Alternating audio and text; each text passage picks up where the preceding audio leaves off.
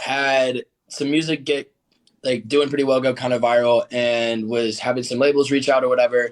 One of them being Capitol Records, which Nurko had just signed to. Like, I think you might have been in the process of signing when we started talking with Sergio or whatever, and it was cool because wasn't Millennium signed to Capitol at first and then he moved? Yeah, same, Yeah, same label, yeah, yeah. yeah. So because I started loving what would you? I mean, I've heard like melodic bass, melodic dubstep kind of used interchangeably. What would it technically be? I would say like melodic bass, yeah. Yeah. So, um, I started loving that back in high school with a bunch of my buddies and everything. And so I had been a huge Alineian fan. The first time I heard him do his Don't Let Me Down remix for the Chainsmokers, I found it on like SoundCloud before it released. I was like, what is this sound? And like Yeah. fell in love with all of it and everything. And then it was cool because I got on a call with Capitol, and Sergio, one of the A&Rs, was like, yeah, we actually used to have Alineium, and we just signed this really dope guy that we're like super hyped on. I was like, who is it? He said Nurko, and I was like, no chance. I love Nurko stuff. Been a fan of that sound for forever. Because I mean, originally when I started making music, I was producing, doing dance stuff, and that's like what I was trying to do was some of that more melodic dubstep, melodic bass type sound. And so it's just like a really cool connection there. And then things kind of chilled out, but then a year later the opportunity came up, and yeah, so Jack sent over a little track to me, and me and my buddy wrote on it and sent it back, and they all loved it. We were hyped on it too. It's kind of one of those like, oh my gosh, Yeah. this is kind of It's crazy. That's awesome though. I didn't know that that's how because I didn't really know how the process started either. Like how you like found out about like me working with them and everything. But yeah, in terms of the track though, it came together like that was super smooth. Like that was like you came back with something like in like a day or two, and I was like, holy shit! I was like, and it was like it was weird, man. That's not like a normal. Like I normally have to kind of like go back and forth a little bit, but like it wasn't even like that at all. So it's the track. I love it. I think it's awesome. Yeah, it was funny. So this is actually Jack and I's first time talking. We've texted over the phone a little bit, but first time talking. And he sent. So you sent. I think maybe your manager sent it to my manager, and I was Mhm. in a session with my buddy that I write with every Tuesday, and we hadn't started writing anything yet. And I pulled that file up, and I was like, "Hey, I just got this. You want to write for it?" And I think we wrote like the first verse through chorus in like an hour. And then we went back Yeah. through and like revised it a tiny bit, and we're like, this thing sounds epic. Yeah. Sent it over, and then I think next week we got in and wrote the second verse, and it just moved so quickly. Yeah. It moved. That's always a really good sign too when it moves. Like, I mean, obviously you don't want to rush it, but when it just like happens like super quick like that, it's like always a really good sign. That's how it was with me and Alenium's track. Like, it kind of just like back and forth, and it was just like done. And Yeah, that's awesome. but yeah. Um, So yeah, Dakota's in here saying, "Sing, save me." He knows what the song is. It seems I feel like everybody's pretty excited for it, which is dope. So because I haven't really, this is my first collab that I've done for any of my music stuff, especially in the dance realm. So kind of dope that people are vibing with it, especially because it's not like I feel like melodic bass and like some of the heavier stuff can be so hit or miss. It's either people are like, "Oh, this is insane," or people are like, "I don't get it." And so I'm really excited that people. It's not like house music where everybody's heard a house song before. yeah, House is on the radio for forever. It's like something that's so different, and so I'm just yeah. hyped It's that like everybody's kind of excited for it, which is dope. yeah, it's definitely like a timeless song for sure. Also, yeah, I'm honored that you were like I'm like the first artist that you were collabing with. That's awesome. Yeah, it's actually funny. So last summer I went to the University of Kentucky, and during the summer you were on tour playing some smaller, like I think you were playing at a place called Clubhouse in Lexington. And me and Oh my yeah, buddies were gonna go, but I ended up playing a show the next day back in Louisville, and I couldn't make it. And it was back like I think it was a similar like kind of close to the time when um we had been talking with Capital a little bit too. So it's just funny how like there are all these different little moments where we almost connected, almost did something, and then this song just like wrote itself in a week and is massive. Yeah, exactly. Oh shit! I didn't know that you were that's where you were. That was a fun show. That was a nice little intimate. It's like an intimate venue kind of thing. Yeah, it was brand new. It wasn't there when I was even in school. It was like right after I got out. So, Yeah. Sick. yeah. Are you still there? Are you still in? Where are you at now? Are you I'm in LA Nashville or now. In Nashville? Nashville. Are you in New York? No. Well, Jersey. I'm actually moving right up next to New York. Probably the next few months, but yeah. But yeah, no. I mean, is there a way to like show like a little preview? Oh yeah, for sure. I keep seeing Brady wants to see a preview of the second drop like he's never heard it before. Oh, Brady's in there. Yeah, Brady's in here. Yeah, let me pull it up, guys. I'll show you all. Let me find it. Where do I have it? I mean, yeah, you can show like whatever part. It doesn't have to be a guy. Yeah, let me grab this. I'm just gonna open up I have all the stems in my project. I can make TikToks with it. So I'm just gonna open that up. Dude, I gotta take notes. I'm still new to TikTok, man. I'll be honest. Like, look at your videos, and I'm like, fuck, I need to step it up a little bit. Dude, it's taken a lot of practice to get where I'm at, so it takes time. Let me find this. The main thing is like your lighting's really good. That's the one thing I'm missing. Like, it's just natural lighting. I've got this huge window behind me, like in my apartment. It's just these sliding doors. So I just film midday, prop my camera up, and it's fine. Okay, let me mute this. Unmute that. And all these. Trippy Nippy, or what's up? Your favorite? That's an awesome name. Interesting. All right. I'm gonna play probably chorus into the drop. Let's give him a little bit of. Am I gonna be back for Thunder over Louisville next month? I don't think so.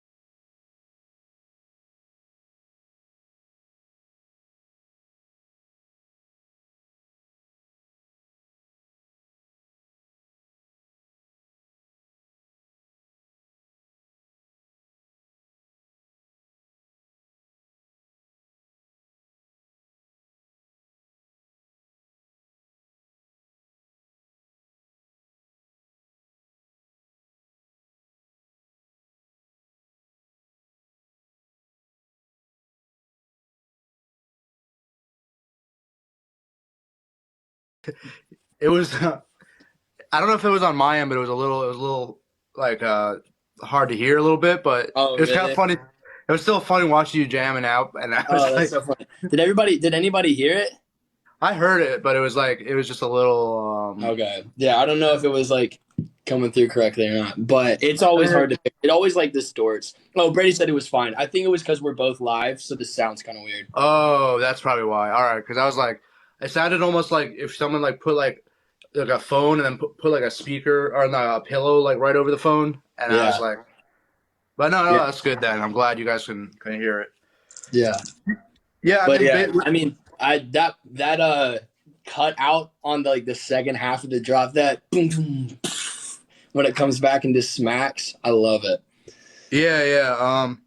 No, I mean this is like definitely one of the things that like Astroworks like the Capitol and everything has been like the only feedback is sometimes like I do like too much production wise. Like there's like I don't like play it that safe and stuff. So like with this one, I really wanted to just kind of like let it kind of be like a simple melody and just let your vocals like shine over it. And yeah, so that's what this one's kind of doing. So yeah, no, I mean that little second melody you do with your voice too was like that because I like changed it up after I heard that. Yeah, that higher one. Yeah, exactly. Yeah. Yeah, dude, I'll tell you what, like my buddy Rajiv that we wrote this with, I write for anybody watching that listens to my stuff. We wrote Red Flag together, and we've also got several more that are coming out very soon that we wrote together. But it was funny because we were sitting in there and I just like went for it. And especially like when I do the Save Me From Myself, self, or I can't sing it right now because my voice is gone. I was like, I had no idea that I could even hit that note. It was so funny. But we were like, oh my gosh. Yeah, you nailed that part. That's awesome. So it just kept Lorenzo, what's up, homie? Sarah, you too. Haven't seen you on a bit, but that's my fault. But yeah, I'm super pumped for the song. Anybody got any questions? I think somebody said show us the cover art. The cover art, if you go to Nurko's Instagram, it's up on his page. He posted it, I think today or yesterday. Yeah. I think yesterday. Yeah. It's super dope. Am I seeing the? Oh, here we go. I didn't even know. I'm so bad at this. I was like missing all these questions. Dude, when I started doing TikTok like a year and a half ago, whatever it was, the lives, it was just you're on and there's comments. There wasn't all this crazy stuff. Now there's like we could literally be sitting here and we could have a match where our fans send in like things to determine who wins. It's so extra. There's so much stuff now. Oh, here's a good one. Dank Hank said, what is both of y'all's favorite shows/sets you've ever done? You can go first. I mean, I would have to say Red Rocks with, I mean, it was, I opened for Millennium. I played there a few times, but I think the first one was like my favorite just because it was like just the first time I've been there and you just kind of like see the sea of people and then you can't even see the end of it. And it was like the wind was just like there. And like, that's so sick. The wind was like knocking the whole time. It was like shaking the table, so I was like so paranoid that like it was gonna knock over the entire table. But it was good though. I would say Red Rocks is just like such an iconic venue for sure. Yeah, that's dope. I mean, I've only played one like real live show, which was for the Kentucky Derby Festival in Louisville. So that's definitely my favorite and my least favorite, I guess. But well, you definitely will be, man. No, you definitely will be. Your voice is insane. I mean, we should do we should do this live. Dude, if you ever want to come out when we'll for sure make it happen. I mean, we'll make it work for sure. It's funny because I think that the reason part of this came together so quickly with all this is because this is what I listened to for so long. And so it's what I wrote. And like I naturally write ballads really well. Like it took me a lot longer to learn how to write more poppy type stuff. And all the best electronic tracks are just really, really, really good piano ballads that have an insane instrumental behind them. And so I think it was just fun to be able to like, I know instinctively where this stuff needs to go. And with in mind of how would somebody performing this on a stage with the DJ playing, would it sound dope in a big room? Would it sound dope like just in headphones in the car? So I think that, yeah, I'd love to get this song on a stage and sing it up. Oh yeah, definitely, for sure. We'll make it happen. All right, cool. So what if there's anything else? Kyle, can we get a collab with Slander as well? Yeah, no, that would be dope for you if you want a Slander track. Yeah, I mean, I think one of my friends, Taylor, actually just got, I think she's getting a Slander collab, which is dope.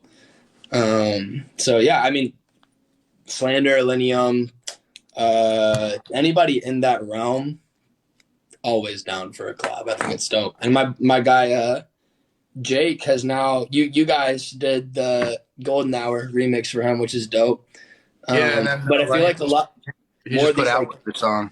Oh yeah, which is also sick. But I just think these like male pop artists are starting to kind of get into that realm a little bit more and be more Yeah. open to doing these collabs, and it's kind of opening up the doorways for a lot of that music to get back into the mainstream, which is dope. Yeah, no, that's definitely where I kind of shifted my like what I'm like kind of looking for vocals and stuff. I just love like I've been just loving male vocals a little bit more recently. Also, like what you can do with them in the drop too is cool. Like because I always use the voice as like a synth almost. You know, like I layer it Yeah, in like the leads and stuff. yeah, just sick. Um, no, man. Um, what artist influenced your sound?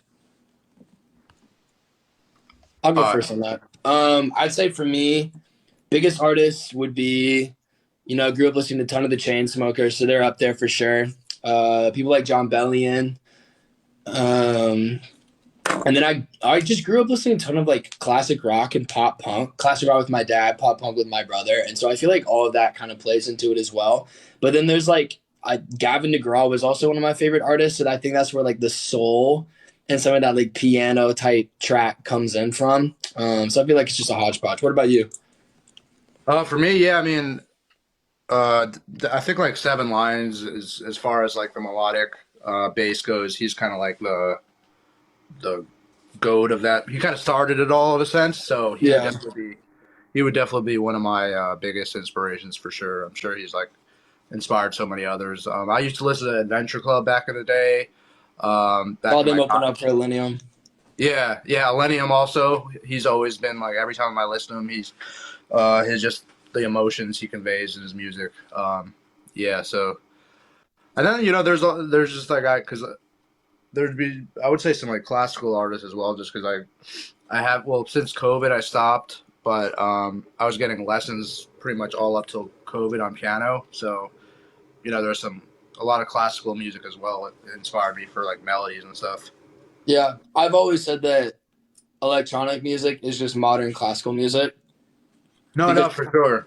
so much technicality and composition that goes into it and so much melody that you have, instead of strings, you have super saws. Instead of, the violin leads, you have a crazy super saw lead. And then it's like you have all of these different pieces that are fitting together like an orchestra, Yeah, way more exactly. than just like your average band or your average pop song or whatever.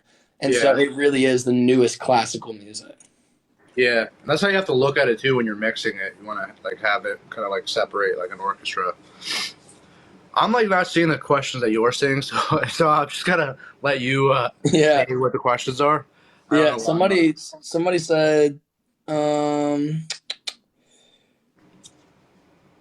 what's your favorite song that you wrote or produced, whatever? So I'll let you start on that one.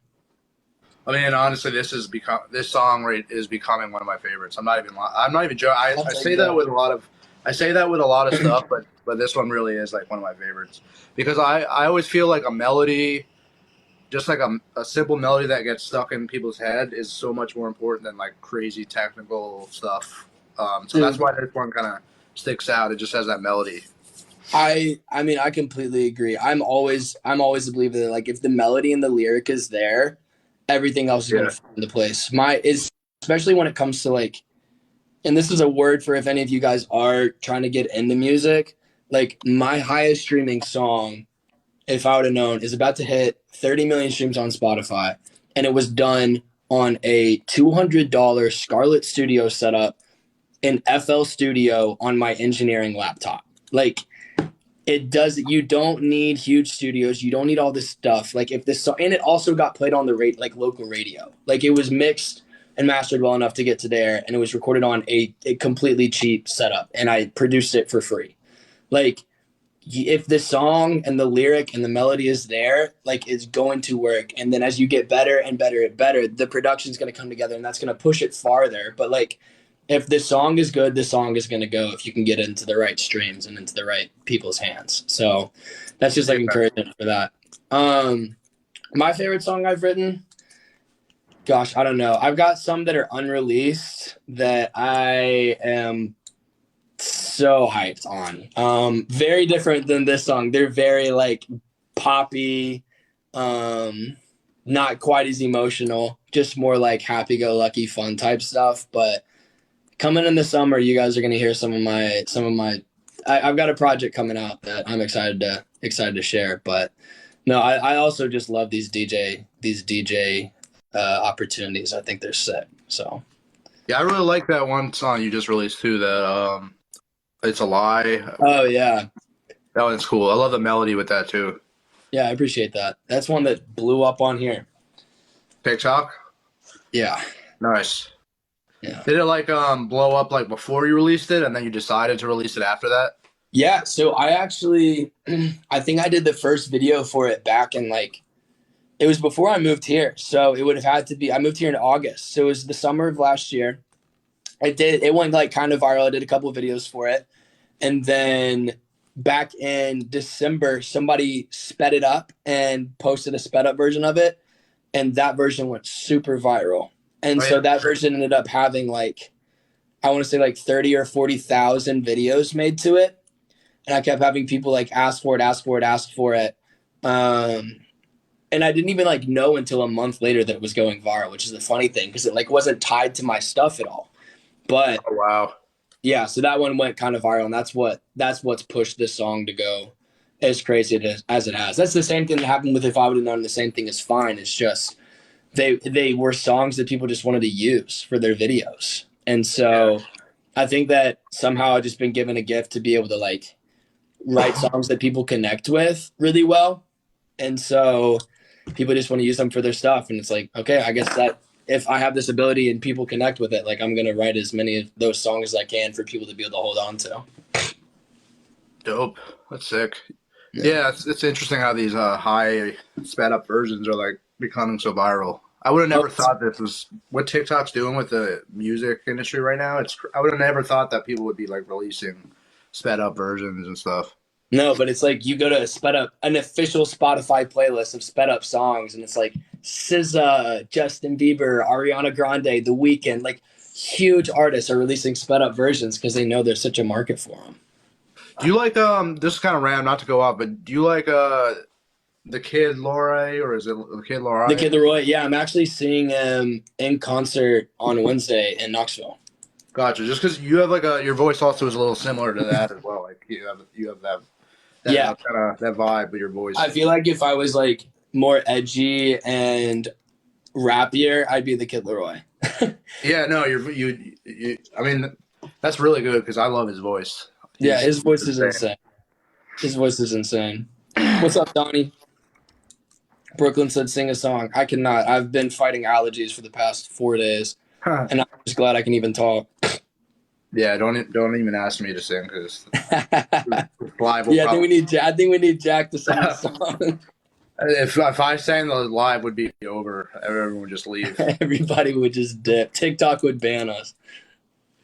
Yeah, I would get a text from like the record label, and they would just be like, "Hey, I don't really think it's working out." You just get dropped online.